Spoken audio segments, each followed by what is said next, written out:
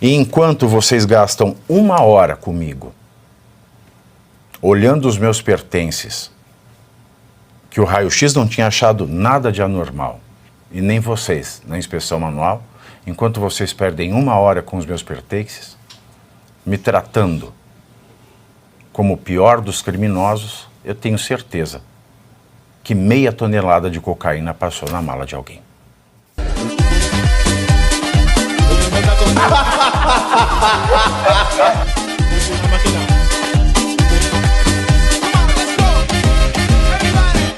Mas eu vim sem camisa e sem gravata para abrir esse programa, essa edição do Faroeste à Brasileira, de segunda-feira, dia 16 de dezembro de 2024, porque eu tenho algumas coisas a desabafar, algumas coisas bastante importantes a desabafar.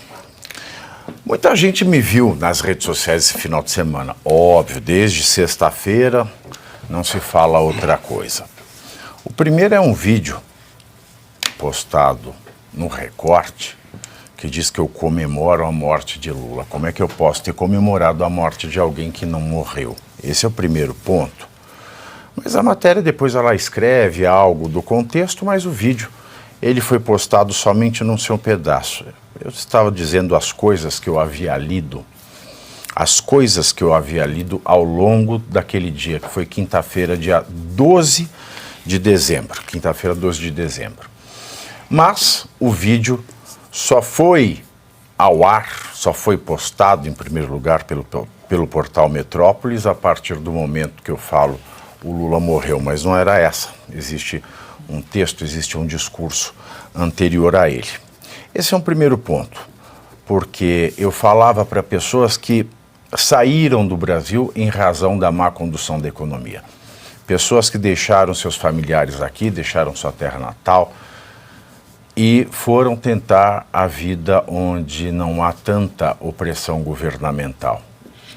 E dentro do contexto do discurso, as piadas que li ao longo do dia faziam muito sentido. Ah, mas você faz piada sobre o Lula? Faço, é claro, ele faz piada sobre a gente todo santo dia.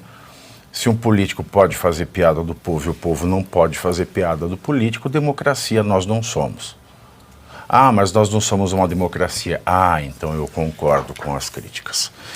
Em segundo lugar, eu dei uma entrevista a um influenciador que mora lá em Newark, né, ali em New Jersey, colado com Nova York, né, com a cidade de Nova York, em que eu estava claramente alcoolizado. Estava claramente alcoolizado. Sim, eu estava claramente alcoolizado. Eu parecia alcoolizado, eu cheirava alcoolizado porque eu estava alcoolizado. Era uma noite de premiação e aquilo foi uma entrevista que eu concedi, embora alcoolizado, com a maior sobriedade das palavras, apesar da cadência com conteúdo sóbrio, que eu não tenho uma vírgula para alterar. E por que é que eu estava alcoolizado aquele dia?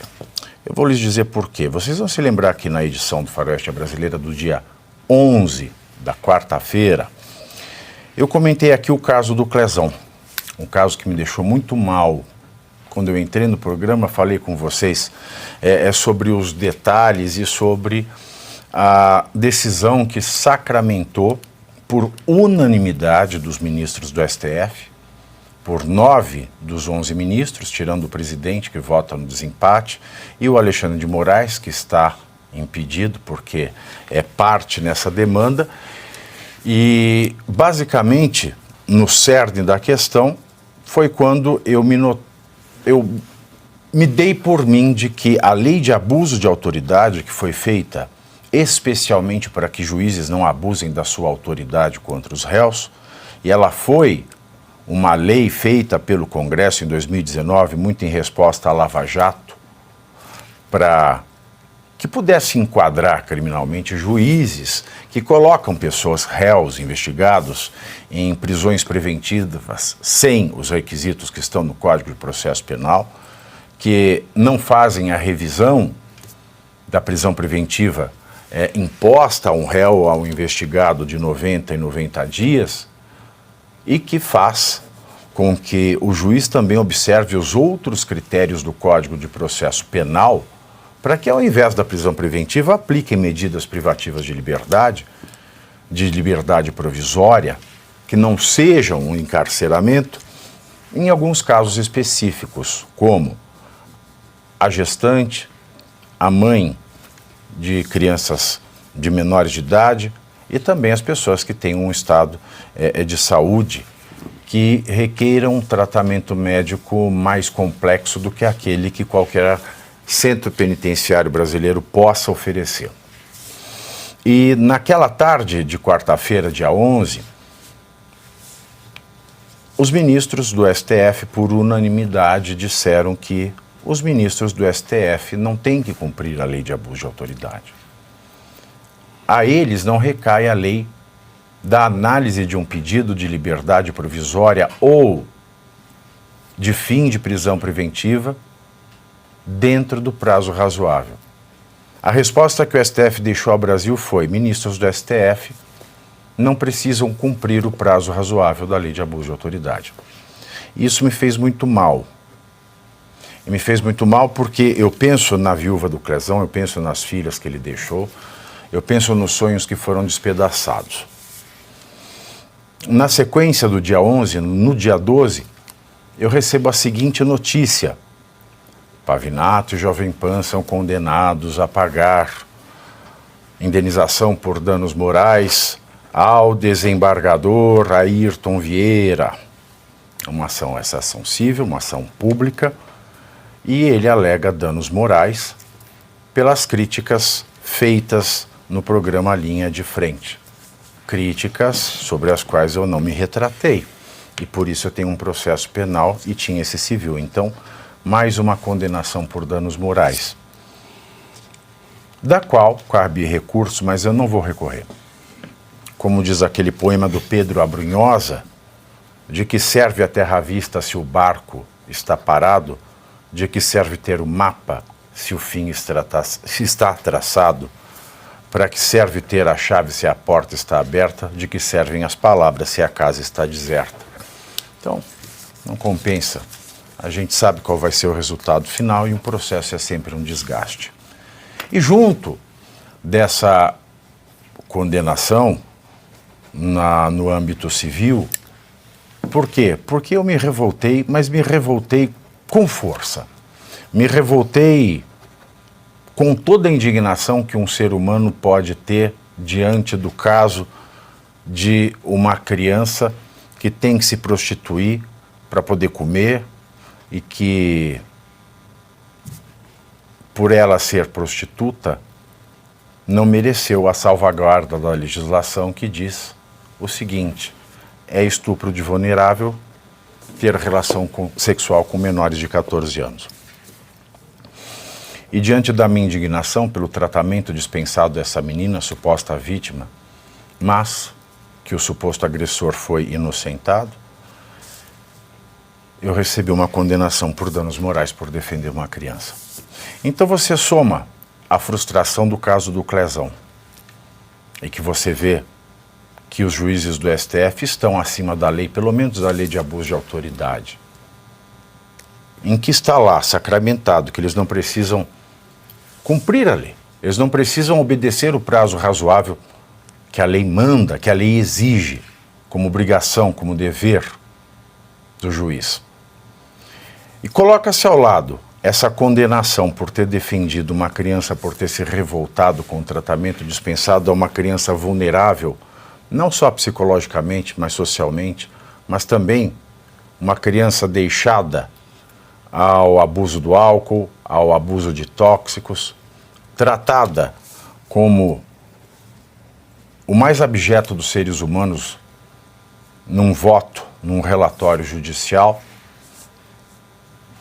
e a única pessoa que parece ter moral nesse país foi o desembargador.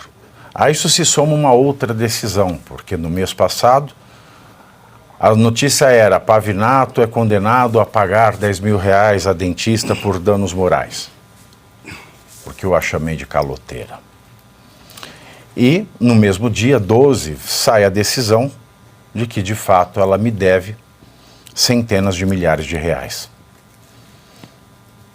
Em razão de cheques sem fundos, em razão de uma série de coisas outras que a polícia, a pedido do Ministério Público, decidiu não investigar. Portanto, senhores, naquela noite do dia 12 de dezembro, na última quinta-feira, sim, eu estava alcoolizado. Diante da notícia do Clezão de que ministros do STF não cometem abuso de autoridade porque eles estão acima da lei de abuso de autoridade, em razão da condenação por danos morais, porque eu resolvi defender uma criança, hoje já mulher, mas que aos 13 anos se prostituía para poder comer e foi tratada como a mais desprezível das prostitutas por um desembargador que deveria proteger uma criança. Junta-se a isso danos morais que eu tenho que pagar a uma pessoa que me deu um balão com cheque sem fundo em centenas de milhares de reais. E aí você imagina como estava a cabeça do Pavinato naquela quinta-feira, dia 12 de dezembro, na última quinta-feira. E para piorar ainda, senhoras e senhores, eu venho aqui de peito aberto dizer que, além do meu voo hoje ter atrasado 2 horas e 15 minutos para chegar, das malas terem demorado mais 1 hora para aparecerem na esteira, eu, no momento de sair do aeroporto de Guarulhos, existem 2 filas, as filas do que há para declarar, se você compra mais de $1.000, e a fila do nada a declarar.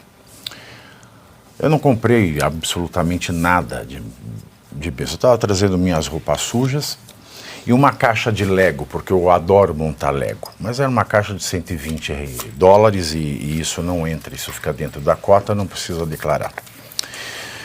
Mas eu fui chamado à fila do raio-x das compras. Passou as minhas malas no raio-x, falei, posso ir embora? Não, temos que ver a mala. O que o raio-x apontou? Eu perguntei.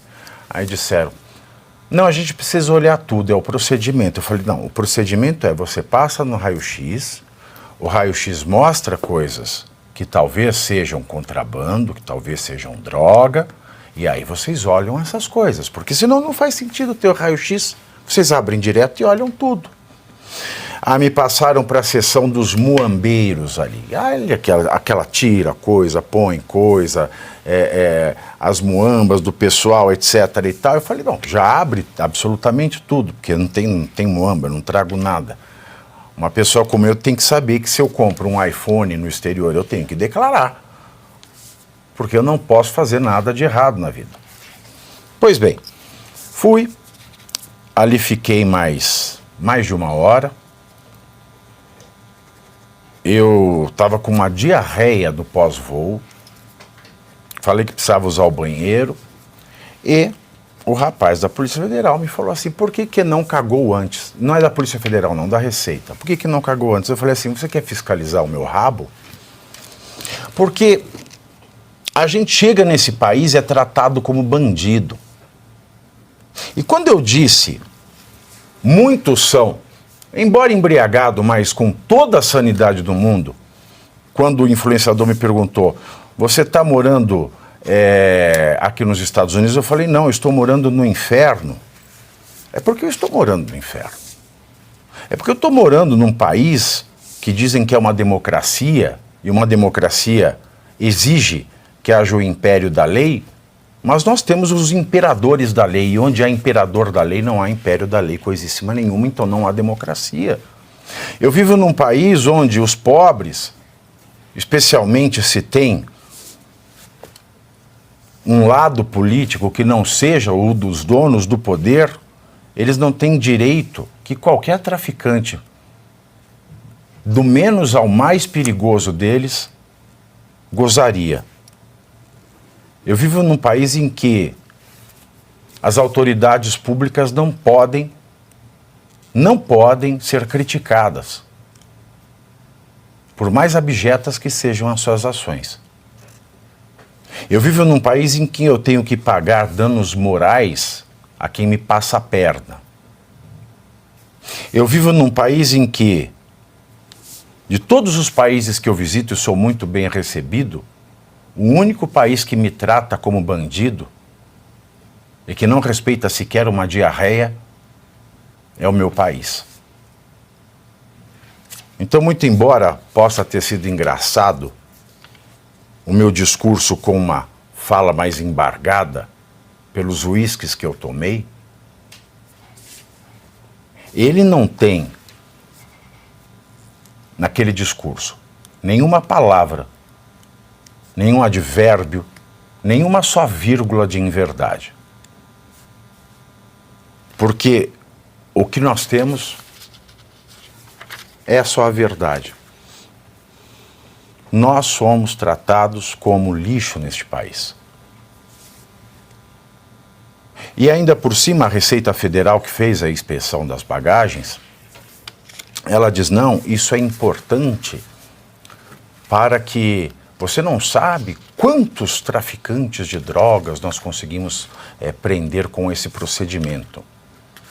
Eu falei, bom, então volta ao começo da minha fala, porque se o raio-x não apontou nada além de roupa suja e uma caixa de Lego dentro da minha mala, por que vocês revistaram buraco por buraco?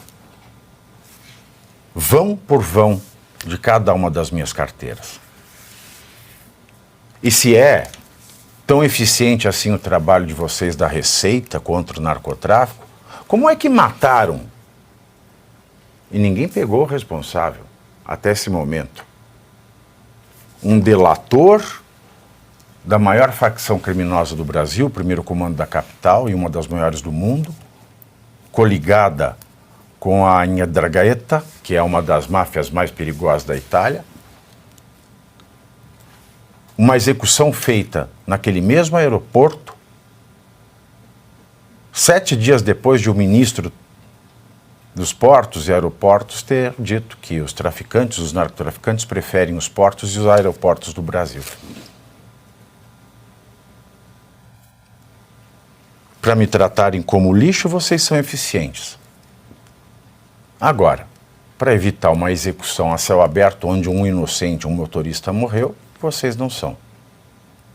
E enquanto vocês gastam 1 hora comigo, olhando os meus pertences, que o raio-x não tinha achado nada de anormal, e nem vocês na inspeção manual, enquanto vocês perdem 1 hora com os meus pertences, me tratando como o pior dos criminosos, eu tenho certeza que meia tonelada de cocaína passou na mala de alguém.